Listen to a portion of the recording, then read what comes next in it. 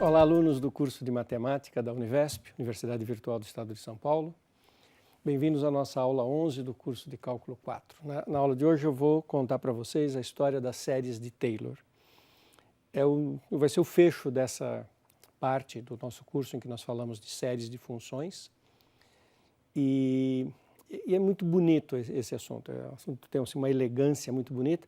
E é curioso observar que o cálculo, quando ele nasceu, isso estava muito forte na cabeça dos criadores do cálculo, do próprio Newton, do próprio Leibniz, do próprio Euler, trabalhavam muito com esse olhar que está, né, nessa aula de hoje. Então nós vamos discutir séries de Taylor. Série de Taylor tem muito a ver com o polinômio de Taylor, que nós estudamos no cálculo 1. Durante a aula, quando a gente estiver passando pela ideia que conecta com o polinômio de Taylor, eu vou chamar a atenção de vocês para lembrar, olha, isso aqui era o polinômio de Taylor. A série de Taylor tem muito a ver com isso. E remete a um conceito importante dentro da análise matemática, que é o conceito de funções analíticas, que eu daqui a pouco vou explicitar. Na aula passada nós discutimos série de potências. Então, uma série de potências é uma série em que uma certa função resultante está escrita como uma soma de funções polinomiais. Aqui eu tenho uma constante, aqui eu tenho um polinômio de grau 1, aqui eu tenho um polinômio de grau 2, e é uma série em que a variável x está aparecendo x menos a, porque ela foi desenvolvida em torno de um ponto A, e eu mostrei na aula passada um teorema muito bonito que diz que toda série de potências ela é convergente num intervalo simétrico de centro nesse ponto A. O intervalo pode ser um intervalo limitado, pode ser a reta toda ou pode se reduzir só ao ponto. Isso leva à noção de raio de convergência. Toda série de potências desenvolvida em torno de um ponto A é convergente no intervalo simétrico em torno do A. O fato é que se uma função se escreve assim, esses coeficientes não podem ser qualquer coisa. Esses coeficientes são a derivada, olha que bonito, aparece a derivada aqui, a derivada de ordem n calculada em A da função resultante, dividido por n fatorial. Eu já vou mostrar isso para vocês de onde que vem esse fato. Mas isso quer dizer o seguinte, que se uma função se escreve como uma série de potências, na verdade esta série é a chamada série de Taylor, que a série de Taylor é aquela em que os coeficientes são exatamente a derivada de ordem A dividido por n fatorial. Quando nós falamos em polinômio de Taylor, era exatamente isso que a gente tinha. Uma aproximação que, ao invés de ser uma soma infinita, era uma soma finita. Qual é a diferença entre polinômio de Taylor e série de Taylor? O polinômio de Taylor vai até um certo grau, a gente faz o polinômio de Taylor de grau 2, grau 3, grau 4, que aproxima a função, e a série de Taylor é uma série no sentido que é uma soma infinita. Em palavras, e o que eu acabei de dizer é o que está escrito aqui. Se uma função é dada por uma série de potências, se uma função é igual a uma série de potências, então essa é a sua série de Taylor. Quando A é zero, que a maior parte dos exemplos que eu vou fazer hoje o A vai ser zero, alguns textos chamam de série de Maclaurin. Tá? Por que que acontece isso? Olha que raciocínio simples e bonitinho. Se a f se escreve desse jeito, quando eu faço aqui f de A, todos esses x menos a elevado a potências ficam zero e dá apenas C0. Então, o primeiro coeficiente é o valor da função no ponto. Eu comentei na aula passada que série de potências você pode derivar dos dois lados. A função dada por uma série de potências é derivável, e se você derivar para calcular a derivada dela, você pode derivar termo a termo do lado de cá. Então, a derivada da constante é zero, a derivada de C1x menos a é só C1. A derivada de C2x menos a ao quadrado, abaixo o expoente 2, 2C2x menos a elevado a 1. O termo de ordem 3, a derivada é 3C3x menos a ao quadrado e assim vai. Quando nós calculamos f' de A, mata todos os termos que tem x menos a e sobra o C1. Então, o segundo coeficiente é a primeira derivada calculada em A. E assim vai. Se a gente derivar de novo a esse termo aqui, que era 2C2x menos a, na segunda derivada, sobra só o 2C2. E quando eu calcular a segunda derivada em A, esses termos com x menos a desaparece e o C2 é f' de segunda derivada dividido por 2. E isso vai se repetindo, porque quando a gente vai derivando, perceberam que aqui tem um 6, aqui tem um 12? Se eu derivar de novo, vai ter o 6C3 e o 6 é um 3 fatorial. Esse 12, quando eu derivar de novo, vai dar 24, que é 4 fatorial. Porque cada vez que eu derivo, eu multiplico por um número e vai diminuindo de 1 em 1, quando a gente vai fazendo o processo de derivação, vai diminuindo o expoente. E aí vai montando aqui na frente do coeficiente C o fatorial. Por isso que aparece um fatorial aqui embaixo, porque a gente passa dividindo esse fatorial.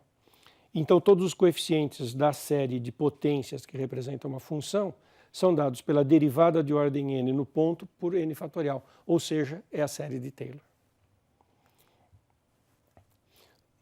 Nós usamos nas aulas passadas a série da exponencial. Eu disse que aquilo era a série da exponencial, eu não construí. Por que a série da exponencial era aquilo? Bom, quando a gente pega a função exponencial, a própria função, a derivada, a segunda derivada, são todas iguais, né? Porque a derivada de exponencial de x é a própria. Então, deriva, está tudo igual.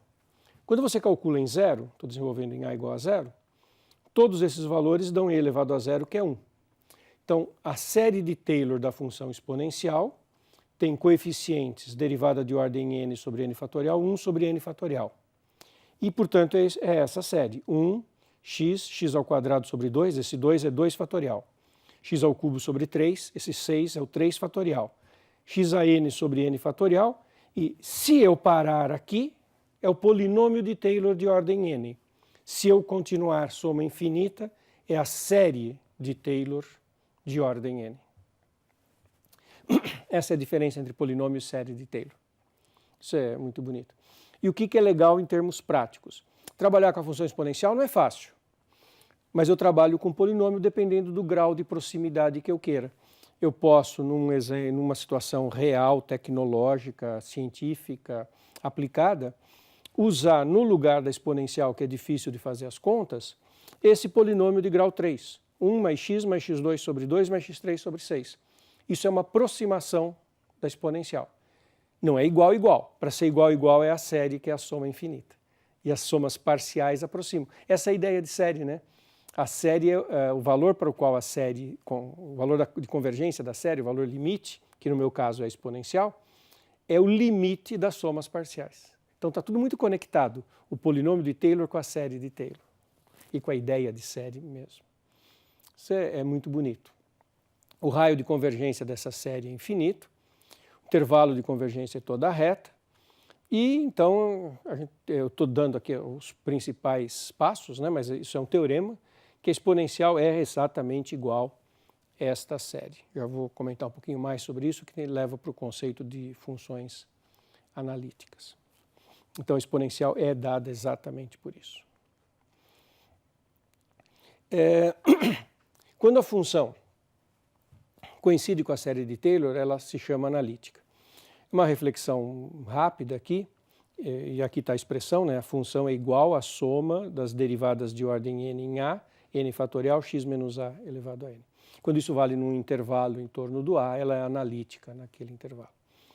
É interessante a seguinte reflexão. Se você pensar em todas as funções, mesmo aquelas que são infinitamente deriváveis, o mundo das analíticas, que são as funções que são iguais à série de Taylor, é um mundo um pouco menor. Então, as funções analíticas não são todas as funções que existem. As funções com as quais nós estamos mais acostumados no dia a dia, as funções que nós ensinamos nas aulas do ensino médio, são todas analíticas. As funções que a gente consegue pensar na fórmula, seno, cosseno, polinômios, as raízes nos intervalos onde elas são deriváveis, essas funções todas são analíticas. Elas não são todas as funções do universo, mas são essas funções mais simples, que são as com as quais a gente trabalha no dia a dia, elas são todas analíticas e para elas a gente pode tomar a igualdade entre a função e a série de Taylor. O aprofundamento dessa discussão é o que ocorre naquilo que a gente chama de uma área que não é exatamente o cálculo, é o que a gente chama de análise matemática. As disciplinas de análise matemática é que aprofundam essa discussão. Uma coisa que a gente pode fazer livremente, que também é muito rica em consequências, é o seguinte. A partir de uma igualdade desse tipo, eu sei que a exponencial de x é dada por essa série. Se eu precisar da exponencial de x quadrado, veja aqui, se eu precisar trabalhar com a função exponencial de x quadrado, eu pego a mesma série e troco x por x quadrado. Percebeu? É como se eu fizesse uma mudança de variável na série. Onde tem x, eu ponho x quadrado. E aí obtenho a nova série e dá o que tem que dar. Esse tipo de operação, ela funciona direitinho quando nós estamos trabalhando com séries. Então a gente pode fazer essas mudanças de variável e obter série para uma função um pouquinho mais complicada sem ter que derivar. Se eu fosse obter a série de Taylor da função e elevado a x quadrado pela fórmula, eu teria que ficar fazendo as derivadas da função e elevado a x quadrado. E na hora que eu começo a descer expoente, dar a derivada pela regra do produto, o processo de derivação pode ficar mais complicado. Mas a gente tem maneiras de ir direto para o resultado fazendo manipulações algébricas. As funções analíticas se comportam bem para esse tipo de manipulação. Então, isso é bem legal de perceber também. A função seno dá um exemplo muito rico. Função seno, para calcular a série de Taylor, você tem que derivar. Observe que a derivada da função seno, ela entra em repetição. Seno, derivada cosseno. Derivada do cosseno, que é a segunda do seno, menos seno. Derivada terceira, menos cosseno. E derivada quarta, derivada de menos cosseno, é seno.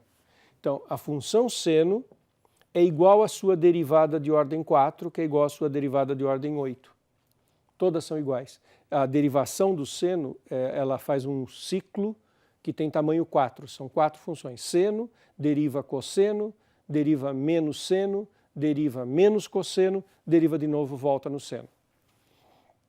Então, a função, a derivada de ordem 4, a derivada de ordem 8, todas calculadas no zero, estou desenvolvendo no A igual a zero, todas dão zero porque seno de zero.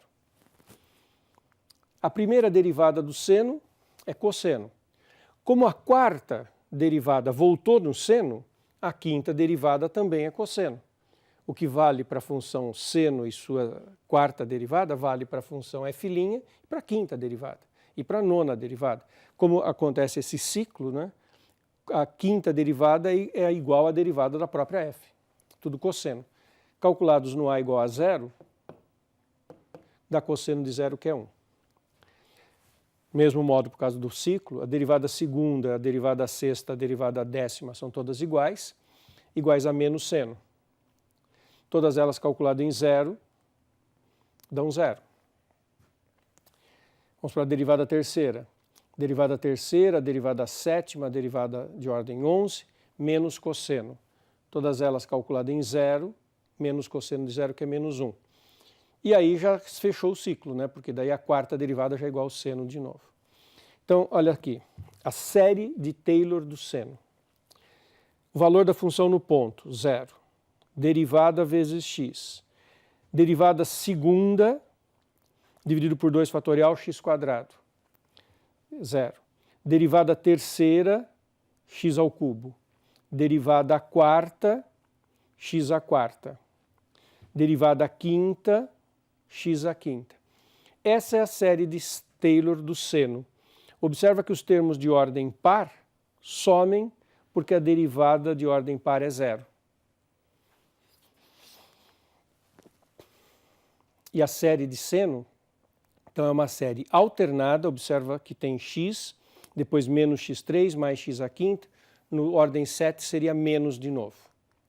Ela é alternada, então menos 1 elevado a n, x elevado a expoentes ímpares, por isso que eu escrevi aqui 2n mais 1, comecei no zero, no expoente zero aqui fica mais, aqui fica x elevado a 1 e sobre 1 fatorial, que é 1.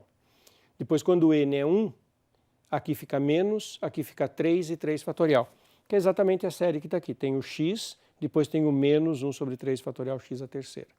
Esse jeito de escrever a série, começando em zero, colocando 2n mais 1 para ter só os ímpares, 2n mais 1 fatorial e essa alternância, menos 1 elevado a n, dá certinho, como assim, resume, compacta o que está escrito aqui.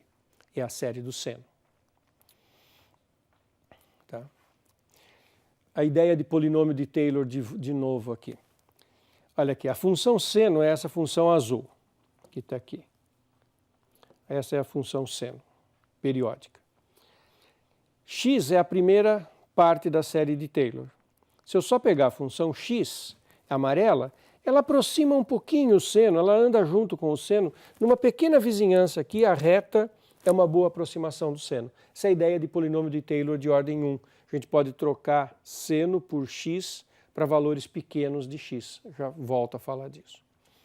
Agora eu fiz também o gráfico do segundo polinômio, x menos x a sexta sobre x a terceira sobre 6. Isso é um polinômio de grau 3.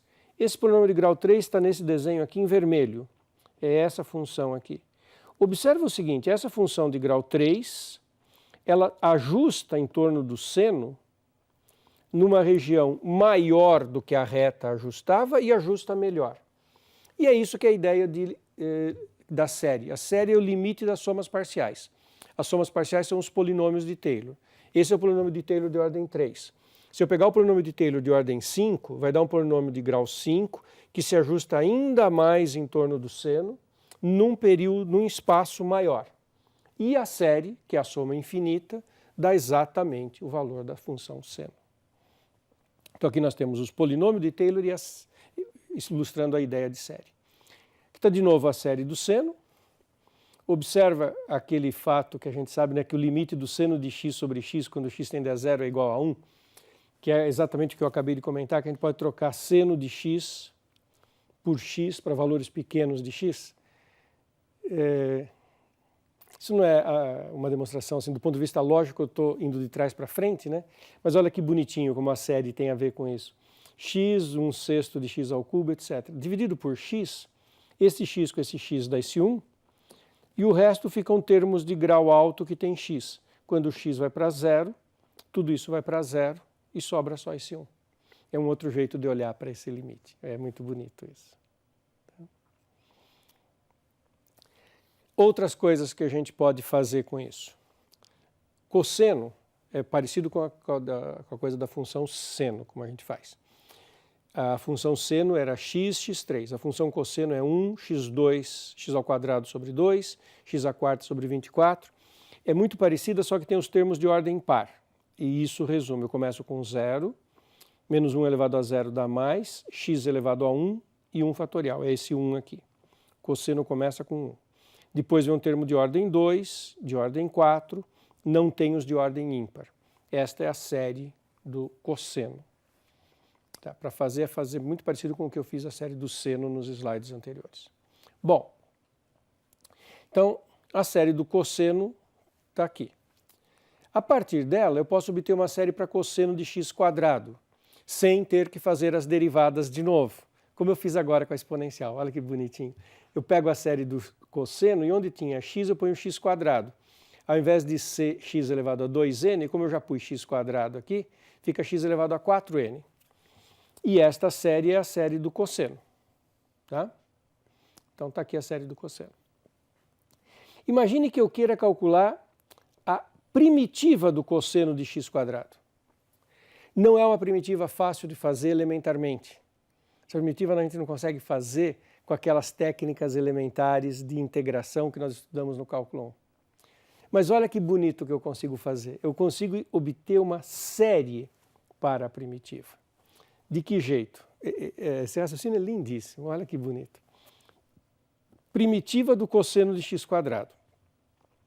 É a primitiva da série, que é a soma.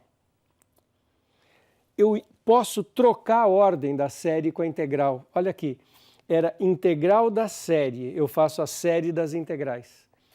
Funciona bem essa comutatividade entre somatória e primitiva. Cada termo polinomial eu posso integrar. Isso que na aula passada eu falei que era integração termo a termo. Se eu tenho uma função dada por uma série de potências, eu calculo a primitiva dela integrando termo a termo. Isso que já estava presente na aula passada. A primitiva, mantém a constante, x elevado a 4n, a primitiva é x elevado a 4n mais 1. sobre o novo expoente, 4n mais 1. E eu obtive aqui uma nova série, mais c, porque quando a gente calcula a primitiva a gente põe uma constante, né? Eu obtive uma nova série para a primitiva do cosseno de x², fazendo essas manipulações. E todas essas manipulações funcionam quando nós estamos nesse contexto de série de funções. Isso é extremamente bonito, né? Como é uma teoria matemática extremamente elegante. Ficamos por aqui, turma.